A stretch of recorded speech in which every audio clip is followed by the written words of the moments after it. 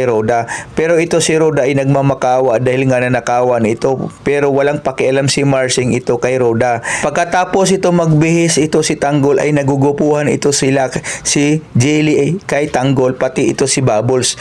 Pero ito naman si Tanggol ay tumawa lang ito.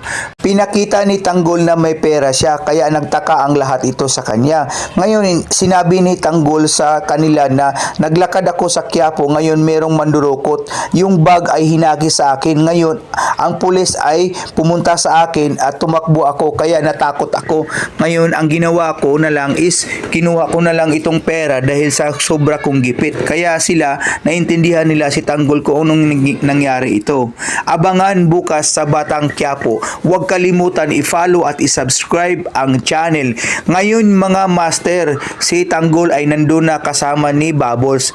Makakaroon kaya ito ng laya? Abangan.